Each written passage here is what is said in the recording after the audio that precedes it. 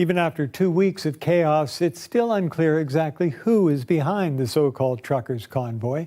But it's clear they're well connected. As police in Ottawa clamped down on Parliament Hill, other protests began popping up across Ontario and elsewhere. Earlier today, I spoke with New Brunswick cybersecurity expert David Shipley, who says Canadian protesters are being directed and manipulated by foreign agents. Canadian protesters are being directed and manipulated by foreign agents. Canadian protesters are being directed and manipulated by foreign agents. Who would have reason right now to cause as much chaos in Canada as possible? Well, top of that list is Russia. Think, darling, think. There must be something really rotten we can do today. I'm thinking. We are actively engaged in a geopolitical battle about the future of the Ukraine. Our foreign affairs minister, our prime minister, others have been very vocal in our support for the Ukraine. And it seems very likely that the tactics that we're seeing, the creation of these massive Facebook groups using fake identities, or in the case now alleged by a US media outlet, a stolen identity of a Missouri woman, to create these groups and to foster communication amongst hundreds of thousands of people. This is the Russian Internet Research Agency playbook writ large. I have it, darling. A contest. I like being evil because in 25 words or less. I like it. We have other enemies as well. I mean, you have China, you have other states, but when I narrow down my list of suspects, and I don't have enough evidence to win in a court of law, but I don't need that right now, this smacks of the kind of moves that Russia has made in the past in the United States and is continuing to do around the world. And I always try so hard to do the wrong thing. We were warned, Harry. We were warned, just like we were warned that the pandemic was a realistic threat to us. We were warned that the amplification of extremist views on social media was a direct threat, and we didn't do anything, and now our capital is occupied.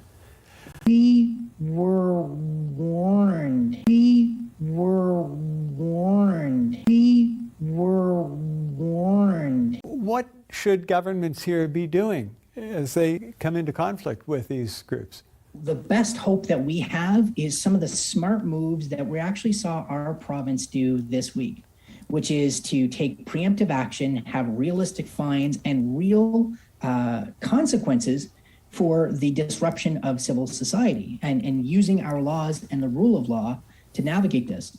And that's a short-term thing. But we got into this mess because we did not take the threat of social media disinformation seriously. We did not. Social media disinformation, social media disinformation, social media disinformation. What do you propose or would you suggest be done to eliminate the online threat or the vulnerabilities that Canada faces right now on social media?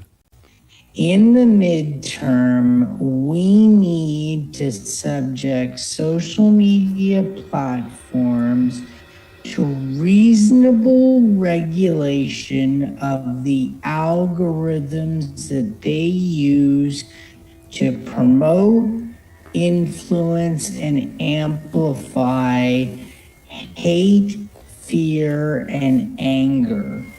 The evidence in the social dilemma, Frances Haugen's testimony, the body of evidence is in. These companies profit off of pain and conflict, and that needs to be brought to heel today.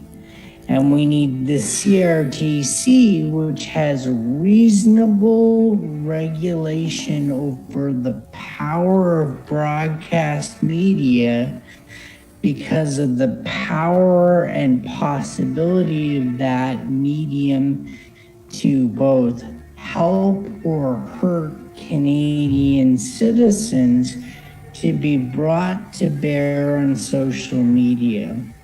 And I'm talking about the companies and the algorithms, not about individual posts by individuals, because those can be dealt with through existing Canadian laws around hate speech and other things. It's that artificial amplification. It's the social media funhouse mirror distortion. We think that social media is a reflection of our society, and it is absolutely not. And we have to get that distortion under control.